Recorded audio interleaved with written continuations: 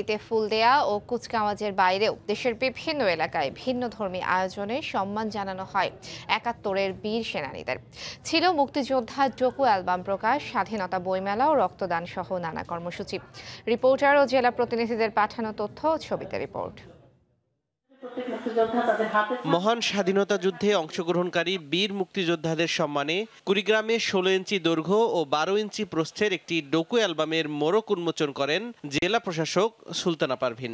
বীরগাথা নামের এই ডোকু অ্যালবামে ৩০টি খণ্ডে জেলার ৯টি উপজেলার ২৭৩০ জন জীবিত মুক্তিযোদ্ধার ছবিসহ বিভিন্ন তথ্য লিপিবদ্ধ করা হয়েছে।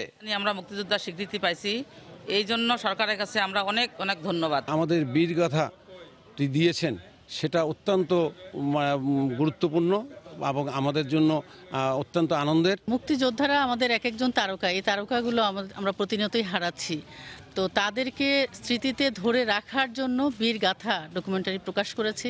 আলোকিত মানুষ চাই স্লোগানে বিশ্ব সাহিত্য কেন্দ্রের আয়োজনে মাদারীপুরে আয়োজন করা হয় ৪ দিনব্যাপী বইমেলা। স্বাধীনতা দিবস উপলক্ষে মেলায় দেশি বিদেশি লেখকদের প্রায় ৪,০০০ বই পাওয়া যাচ্ছে। মুক্তিযুদ্ধ ভিত্তিক বই আছে এবং নতুন অনেক বই রয়েছে। এইসব বই পড়লে আমাদের জ্ঞান বাড়বে। তরুণ শিক্ষার্থী আছে, তাদের মধ্যে বই পড়ার আগ্রহ তৈরি হবে, কারণ এখানে বহু শিক্ষামূলক বই আছে। দিবসটি উপলক্ষে হিলি সীমান্তে ভারতীয় সীমান্তরক্ষী বাহিনী বিএসএফকে মিষ্টি উপহার দেন বিজিবি সদস্যরা। সীমান্তে শান্তিপূর্ণ পরিবেশ বজায় রাখতে বিজিবি বিএসএফ একসঙ্গে কাজ করার প্রত্যয় ব্যক্ত করা হয়। স্বাধীনতা যুদ্ধে শহীদ মুক্তিযোদ্ধাদের স্মরণে মানিকগঞ্জে জেলা পুলিশের উদ্যোগে স্বেচ্ছায় রক্তদান কর্মসূচির আয়োজন করা হয়। পরে পুলিশ লাইন মিলনায়তনে এক অনুষ্ঠানে ২৪ জন মুক্তিযোদ্ধা অবসরপ্রাপ্ত পুলিশ সদস্যকে সম্মাননা দেওয়া হয়। তৌফিক মাহমুদ, সময় সংবাদ।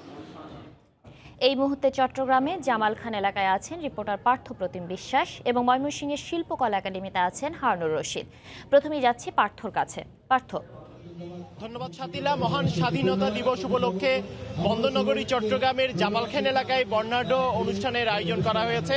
সেক্ষেত্রে আমরা দেখছি চট্টগ্রামের মুক্তিযুদ্ধ চলাকালে যারা শব্দ সৈনিক রয়েছে তাদেরকে কিন্তু সংবর্ধনার আয়োজন করা হয়েছে। এছাড়া এখানে ফানুস উৎসবে যেমন আয়োজন করা হয়েছে, তেমনি আতশবাজি পোড়ানোর আয়োজন করা হয়েছে।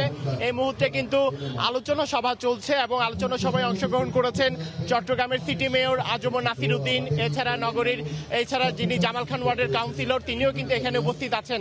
আমরা দেখছি এই জামালখানের পুরো এলাকাটিকে কিন্তু বর্ণিল আলোক সজ্জায় কিন্তু সজ্জিত করা হয়েছে। সেক্ষেত্রে লাল সবুজের আলোকে কিন্তু এখানে সজ্জিত করা হয়েছে। সেক্ষেত্রে বেলুন দিয়ে কিন্তু পুরো এলাকাটিকেই সাজানো হয়েছে। এছাড়া মুক্তিযুদ্ধের সময় যারা শব্দ সৈনিক ছিল, যারা আমাদের মুক্তিযোদ্ধাকে তাদের গানের মাধ্যমে উজ্জীবিত করেছে, সেই সঙ্গীত শিল্পীরা কিন্তু আজকে এখানে উপস্থিত আছেন। তারা এখানে যেমন আজকে সম্মাননা পাবেন, তেমনি তারা এখানে যারা সাধারণ মানুষজন রয়েছে, যারা জনগণ রয়েছে, তাদের উদ্দেশ্যেও কিন্তু তারা এখানে সঙ্গীত পরিবেশন করবে। সেক্ষেত্রে কিছুক্ষণ পরেই কিন্তু এই সঙ্গীত অনুষ্ঠান শুরু হবে।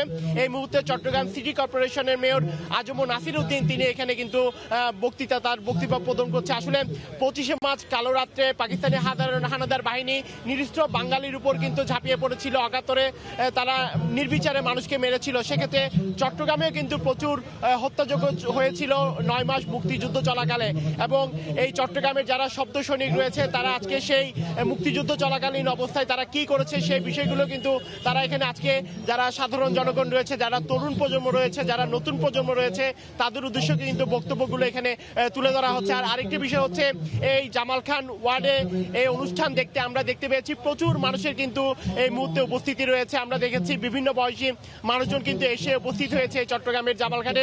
বিশেষ করে এখানে যেরকম লাল সবুজের আলোকসজ্জায় সজ্জিত করা হয়েছে, তেমনি বেলুন দিয়েও কিন্তু এখানে পুরো এলাকাটিকে সাজানো হয়েছে। যেহেতু আজকে স্বাধীনতা দিবস, সেই কারণে কিন্তু নানা বর্ণিল আয়োজনের এখানে কিন্তু অনুষ্ঠানটি আয়োজন করা হচ্ছে। মূলত একটু পরে এখানে ফানুস উড়ানো হবে, এছাড়া আতশবাজিও কিন্তু পোড়ানো হবে। তো সেক্ষেত্রে এই সবকিছু সকল অনুষ্ঠান উপভোগ করতে আমরা দেখছি প্রচুর মানুষ এসে উপস্থিত হয়েছেন এই নগরীর জামালখান এলাকায়। আপনারা দেখতে পাচ্ছেন নগরীর জামালখান এলাকায় যেমন তরুণ প্রজন্মর মানুষজন এসেছে, যারা বৃদ্ধ বয়স্ক তারাও কিন্তু এখানে এসেছেন। বিশেষ করে যারা শব্দ সৈনিক রয়েছে, কিছুক্ষণ কিছুক্ষণ পরেই তারা এখানে গান পরিবেশন করবে এবং সেই গানগুলো শোনার জন্য বিশেষ করে সবাই এখানে উপস্থিত হয়েছে। আর এখানে যারা এসেছেন, বিশেষ করে মুক্তিযোদ্ধা যারা এখানে এসেছেন, তারা তাদের 1971 সালে কেমন ছিল বা মুক্তিযোদ্ধাদের তারা কিভাবে উজ্জীবিত করতেন তাদের গানের মাধ্যমে, সেই বিষয়গুলো তারা কিন্তু এখানে বর্ণনা করছেন এবং সাধারণ মানুষকে জানাচ্ছেন। এবং তারা একটি দাবি করেছে, চট্টগ্রামের যে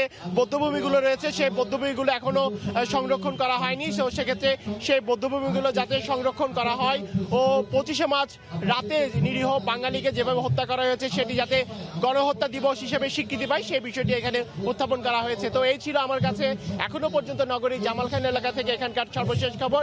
আমরা যাচ্ছি ময়মনসিংহে, সেখানে আছেন আমাদের আরেক সহকর্মী হারুনুর রশিদ। ধন্যবাদ পার্থ। সারা দেশের মতো ময়মনসিংহেও নানা অনুষ্ঠানের মধ্য দিয়ে মহান স্বাধীনতা ও জাতীয় দিবস উদযাপিত হচ্ছে।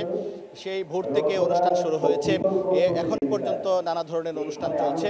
আমরা এই মুহূর্তে অবস্থান করছি ময়মনসিংহের শিল্পকলা একাডেমিতে। এখানে শিল্পকলা একাডেমির উদ্যোগে আলোচনা সভা এবং সাংস্কৃতিক অনুষ্ঠান চলছে। এই মাত্র আলোচনা অনুষ্ঠানের যে প্রথম পর্ব সেটি শেষ হয়েছে, এখনই শুরু হবে সাংস্কৃতিক অনুষ্ঠান এবং সেই সাংস্কৃতিক অনুষ্ঠানের যে প্রস্তুতি, সেই প্রস্তুতি কার্যক্রম চলছে। এখানে আলোচনা এবং সাংস্কৃতিক অনুষ্ঠানে এখানে জেলা প্রশাসক ডক্টর সুভাষচন্দ্র বিশ্বাস এবং ময়মনসিংহ মহানগর আওয়ামী লীগের সভাপতি এহতেশামুল আলম এবং ময়মনসিংহ জেলা আওয়ামী লীগের সাধারণ সম্পাদক মোয়াজ্জেম হোসেন বাবুল বক্তব্য রেখেছেন। এবং দর্শক আপনারা দেখতে পাচ্ছেন যে এই সাংস্কৃতিক অনুষ্ঠান এবং আলোচনা সভা উপভোগ করার জন্য ইতিমধ্যেই শিল্পকলা একাডেমির যে মিলনায়তন সেটি কানায় কানায় পূর্ণ হয়ে গেছে। বিভিন্ন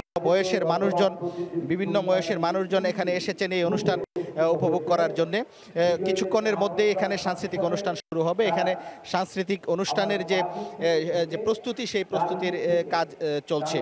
আর আমি একটু যদি বলে রাখি, এখানে সাংস্কৃতিক অনুষ্ঠান পরিবেশন করবে শিল্পকলা একাডেমির যারা শিল্পী রয়েছেন, বিশেষ করে যারা প্রশিক্ষণার্থী এবং তালিকাভুক্ত যারা শিল্পী আছেন, তারা এখানে সাংস্কৃতিক অনুষ্ঠান পরিবেশন করবেন। এখানে তারা বিভিন্ন ধরনের দেশাত্মবোধক গান এবং দেশাত্মবোধক গানের সাথে যে নৃত্য পরিবেশন করা হবে বলে আমরা তাদের সাথে কথা বলে জানতে পেরেছি।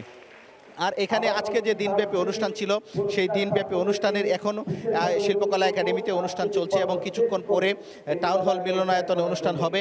এবং আরেকটি বিষয় হচ্ছে যে এখানে যারা এই শিল্পকলা একাডেমির উদ্যোগে বিভিন্ন প্রতিযোগিতায় অংশগ্রহণ করেছিল, সঙ্গীত, নৃত্য সহ বিভিন্ন ধরনের যে প্রতিযোগিতা অংশগ্রহণ করেছিল, তাদের এখন পুরস্কার দেওয়া হচ্ছে এবং জেলা প্রশাসক এবং অতিথি যারা আছেন তারা এখানে পুরস্কার তুলে দিচ্ছেন সেই পুরস্কার বিজয়ীদের কাছে। তো সব মিলিয়ে আজকে দিনভর নানা আনুষ্ঠানিকতার মধ্য দিয়েই মহান স্বাধীনতা দিবস এবং জাতীয় দিবসের অনুষ্ঠান ময়মনসিংহে পালিত হয়েছে। তো এই ছিল আমার কাছে শিল্পকলা একাডেমি থেকে সর্বশেষ।